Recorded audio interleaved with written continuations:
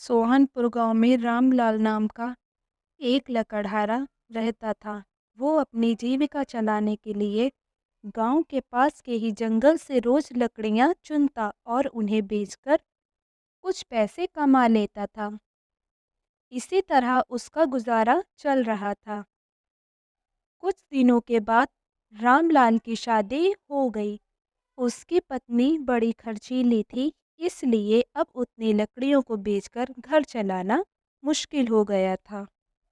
ऊपर से रामलाल की पत्नी कभी नए कपड़े खरीदने के लिए तो कभी किसी दूसरी चीजों के लिए रामलाल से बार बार पैसे मांगती थी। अगर पैसे न मिले तो रूठ जाती। रामलाल अपनी पत्नी से बहुत प्यार करता था, इसलिए उसकी नाराजगी वो बर्दाश्त नहीं कर पाता था। रामलाल ने ठान लिया कि वो अब ज्यादा लकड़ियां इकट्ठा करके बेचेगा, ताकि उसकी पत्नी को रोज रोज पैसे की कमी ना हो। पत्नी की इच्छा पूरी करने के लिए आज रामलाल घने जंगल तक चला गया और बहुत सारी लकड़ियां चुनकर बाजार में बेच दी। ज्यादा लकड़ियों के ज्यादा पैसे मिले तो खुश होकर रामलाल ने सारे पैसे अपनी पत्नी को दे दिए। अब रोज रामलाल ऐसा ही करने लगा। देखते ही देखते उसके मन में लालच इतना बढ़ गया कि उसने धीरे धीरे पेड़ काटना भी शुरू कर दिया। पेड़ काटने से और ज्यादा लकड़ियां हो जाती थी और उससे अधिक दाम मिलने लगे।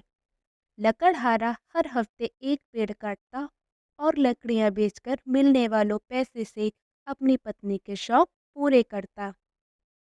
अब पैसे ज्यादा आ रहे थे तो घर भी अच्छे से चल रहा था। धीरे धीरे रामलाल ने पैसों को जुए में लगाना शुरू कर दिया। जुआ खेलने की लत ऐसी लगी कि रामलाल एक मोटी रकम इसमें हार गया। अब इस रकम को चुकाने के लिए रामलाल ने एक दो मोटे मोटे पेड़ काटने का फैसला लिया।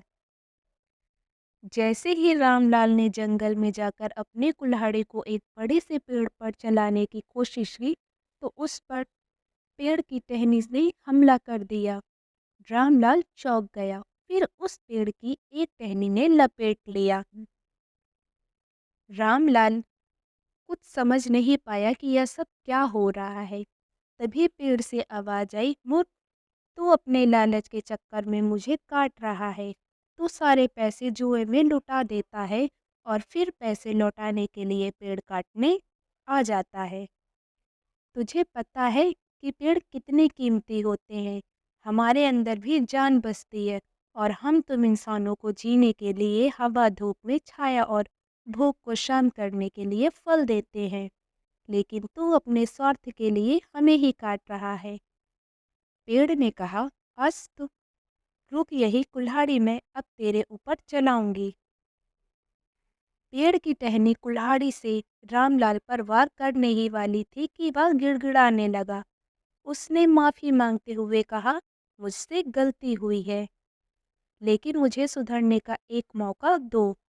अगर आप मुझे मार दोगे तो मेरी पत्नी का क्या होगा? वो अकेली पड़ जाएगी। आज से मैं किसी पेड़ को नहीं काटूंगा, यह प्रण लेता हूँ। यह सब सुनकर पेड़ को रामलाल के ऊपर दया आ गई। उसने रामलाल को छोड़ दिया। छूटते ही रामलाल भागकर अपने घर गया और पैसों के लालच में न आने का संकल्प ले लिया। कहानी से सीख, लालच में आकर पर्यावरण के साथ खिलवाड़ नहीं करना चाहिए। हमें ऑक्सीजन पेड़ से ही मिलती है। इन्हें काटकर हम खुद अपने जीवन में संकट को ला रहे हैं।